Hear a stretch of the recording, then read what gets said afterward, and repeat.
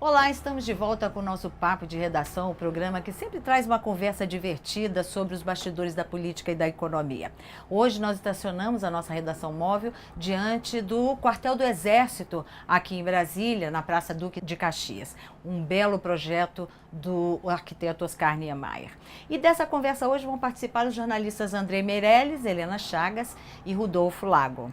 E eu acho que o nosso assunto principal da semana, ou que mais se sobressaiu, foram as denúncias, né, que estão alcançando o ex-presidente Lula, de que ele estaria aí envolvido em empresas que teria beneficiado empresas durante o mandato dele e usado inclusive dinheiro público que seria do BNDES. E aí, muda tudo na nossa política? Eu acho que está se fechando um cerco em várias frentes de investigação em relação ao ex-presidente Lula. Por exemplo, a CPI da Petrobras, eles isolaram o PT lá e convocaram o Paulo Okamoto, que é o presidente do Instituto Lula, quebraram o sigilo bancário, fiscal, telefone, tudo do Zé Disseu. Então, é uma frente. Os delegados da Polícia Federal, que eu tenho conversado, eles dão como certo que vai ser aberta uma investigação sobre as doações ou o dinheiro dado pela professora Camargo Correia para uma empresa de palestras do ex-presidente Lula e também para o Instituto Lula. É porque encontraram nessa coisa uma coisa chamada assim de bônus eleitorais. Então já segurou uma confusão. Isso aí eles estão dando como certo. E agora surgiu essa história do Itamaraty. Essa história do Itamaraty que é uma coisa muito grave, porque houve um pedido de um jornalista, pela lei de acesso à informação, sobre o que se referia a Odebrecht no período do governo Lula. E aí o que aconteceu é o seguinte, um diplomata lá, um ministro lá, que é responsável por isso, fez um memorando interno pedindo para que determinando, né, que era o chefe, que o que estava sendo como reservado, que era, segundo a lei, tem que ser público, virasse secreto. E aí o pedido... Continuasse secreto por mais 5 anos. O pedido não falava no ex-presidente Lula, mas ele, para justificativa, ele incluiu. Pois eu acho que aí se misturou um monte de coisas para criar um clima que, em princípio, é um clima muito ruim, né? Para botar o ex-presidente Lula no meio da história. Mas eu estou sempre aqui para discordar, né, André? O que eu acho é o seguinte, a gente tem que fatiar e ver uma coisa de cada vez. Por exemplo, esse documento do Itamaraty, eu acho que a essa altura eles vão acabar sendo divulgados. E aí que a gente vai ver se realmente tem alguma coisa concreta contra o presidente Lula. Que eu saiba o que acontece nesse momento. As acusações, essa convocação aí do Okamoto é para ver o quê? Pagamentos feitos pela empreiteira Camargo Correia para o ex-presidente Lula, que tem nota fiscal, ao Instituto Lula e a empresa de palestra do presidente Lula. Tudo isso tem comprovação de nota fiscal, palestras feitas, serviços prestados. Ele hoje é um ex-presidente, ele não é um agente público mais. Então, que eu saiba, não tem ainda uma coisa concreta, um crime que diga que foi alguma coisa irregular. Mas é isso que vai ser investigado, é por isso que vai ser investigado. Por isso que eu acho que tem que ter muita calma nessa hora para avaliar isso. Que são situações suspeitas que precisam ser investigadas, né? Porque, de um lado, você tem uma empresa que está envolvida no processo aí, no esquema da Lava Jato, né?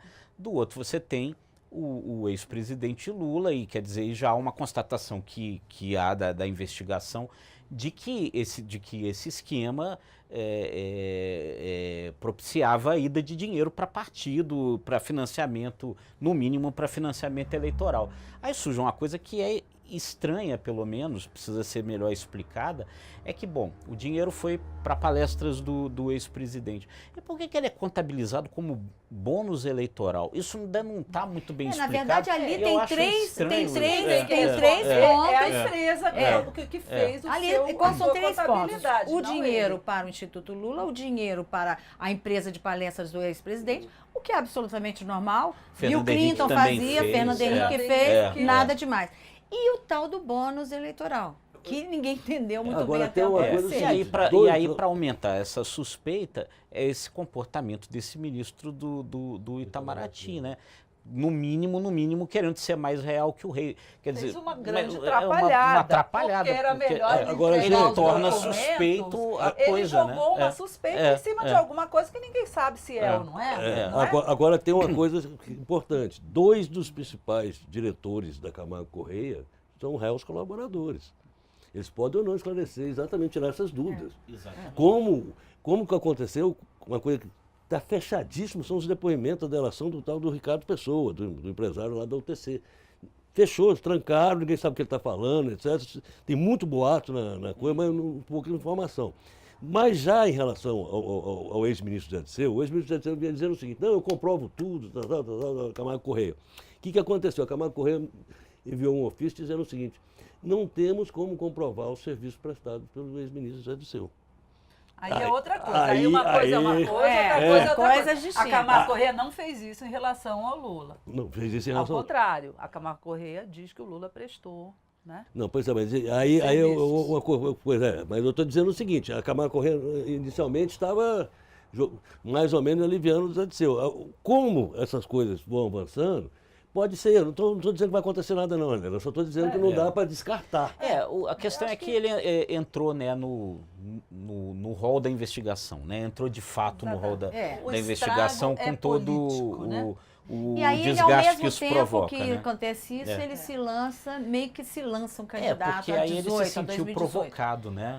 Foi uma reação, né? Foi uma reação ao estrago político, né? No momento em que puxam o ex-presidente para dentro da Lava Jato, ele reage, porque, enfim, ele é mesmo um possível nome, um nome forte para 2018, mas até agora todo mundo dizia, não, ele vai esperar. Ele mesmo falava para as pessoas que, não sei, vou pensar, mas agora eu acho que ele se viu obrigado a entrar. É uma tipificação de que é o melhor ataque, é melhor atacado que ficar na defensiva. Exatamente, ele entrou no ringue. Ele sempre dizia, né? Quanto mais, eu sou igual pão, quanto mais bate, mais eu cresço. Vamos ver se o efeito de pão ainda está... Agora, tem um ponto aí que algumas pessoas aí mais próximas dele comentam, é que antes, agora ele ficou mordido, aí ele disse que entrou, mas que antes ele estava muito reticente porque ele próprio já não sente que seja mais o candidato imbatível que ele já foi há um ano e meio, 2 anos atrás. Que ele sabe, ele sente que a situação não é mais igual. E ele está incomodado a tal ponto que ele ligou para o vice-presidente Michel Temer para reclamar da convocação do Paulo Okamoto, né, que é uma coisa que o incomodou. Aí tem 2 coisas que justificam essa convocação do Paulo Okamoto. Presidente do Instituto Lula pela CPI da Petrobras. Pela CPI da Petrobras, que eu tinha falado isso.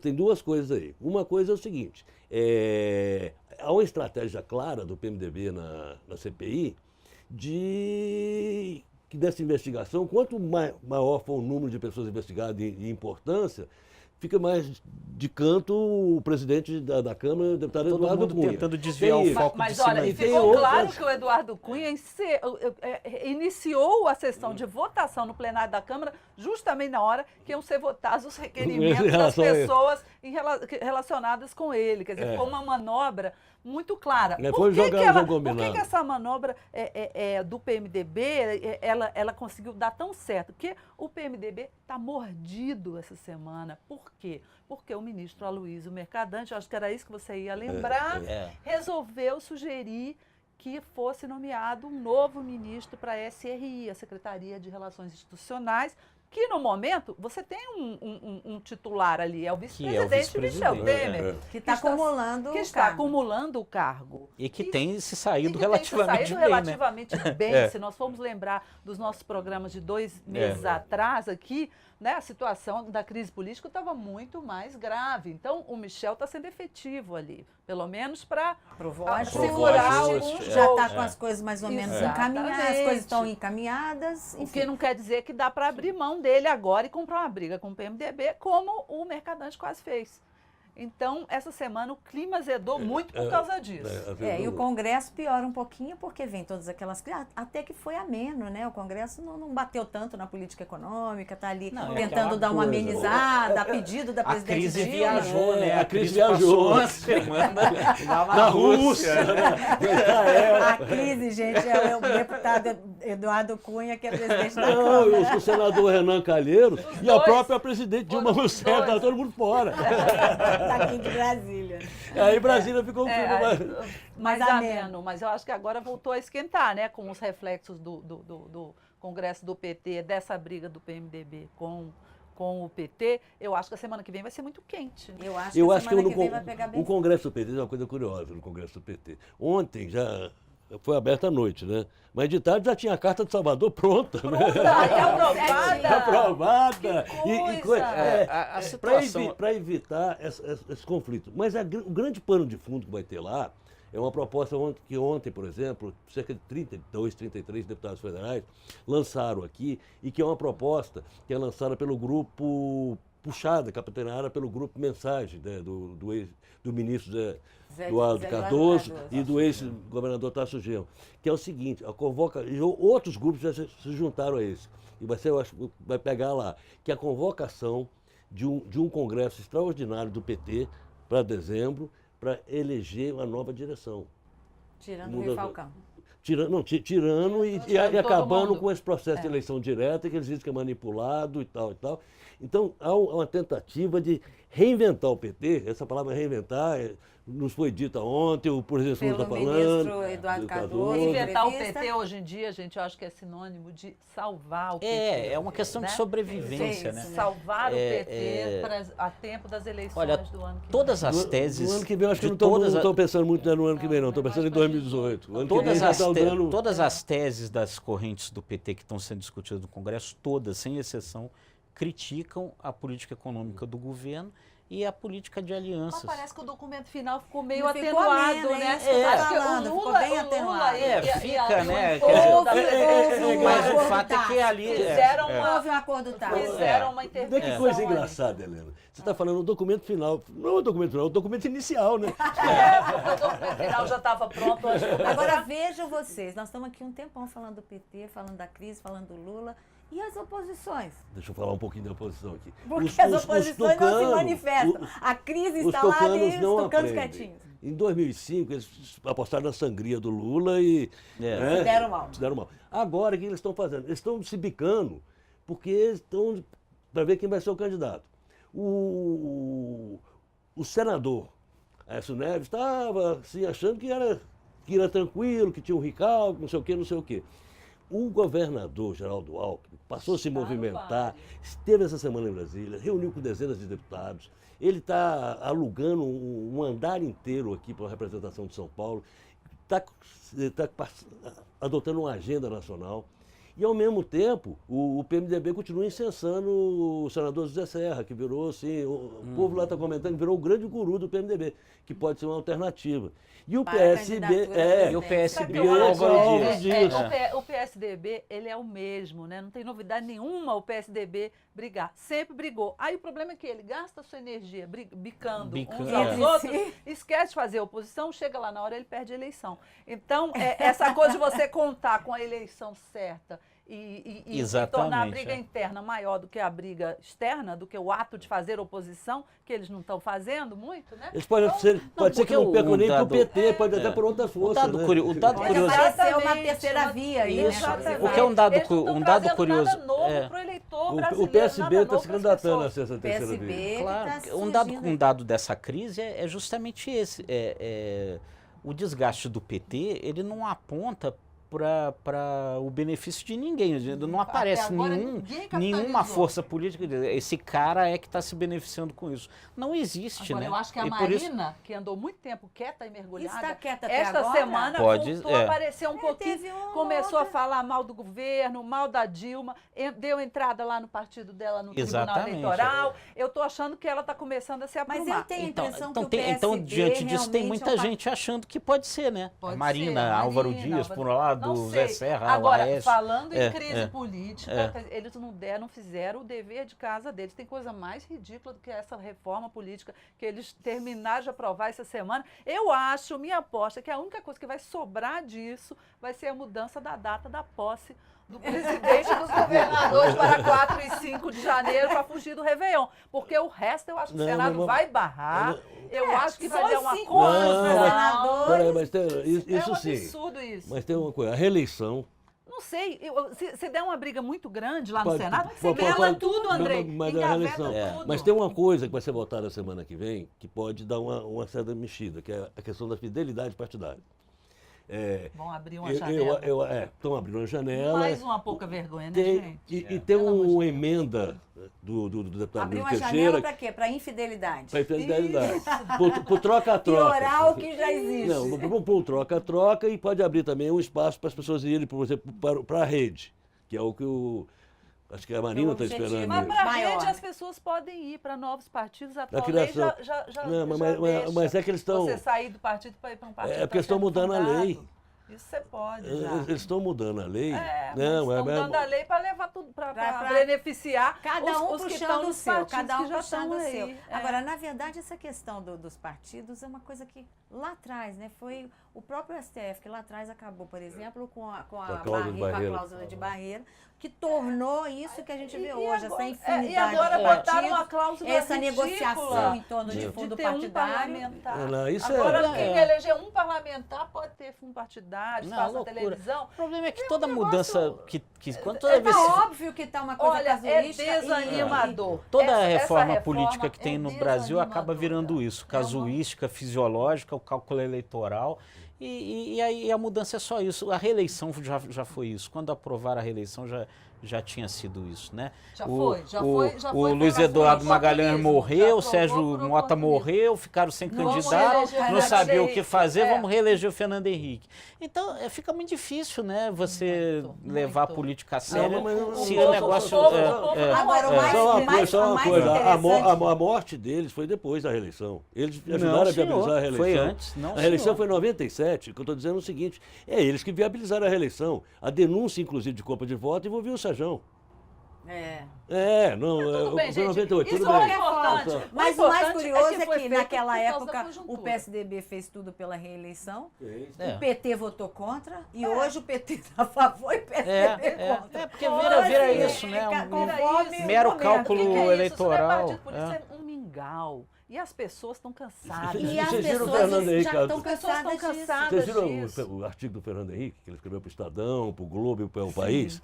Ele chega e puxa a orelha deles. Ele diz o seguinte, a oposição não pode partir para populismo.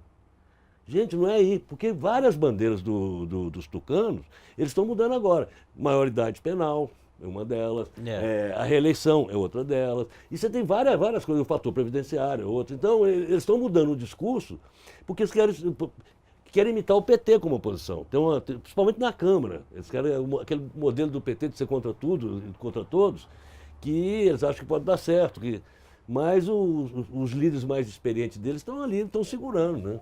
É complicado e essa reforma está ocupando a Câmara e parece que estão votando uma coisa importante e, na verdade, está piorando o quadro. Agora, na vida real, o que aconteceu essa semana? O governo anunciou aí um pacote de quase 200 bilhões de concessões e a tal da bioceânica. Será que essa bioceânica está sendo comparada com o novo trem-bala, né?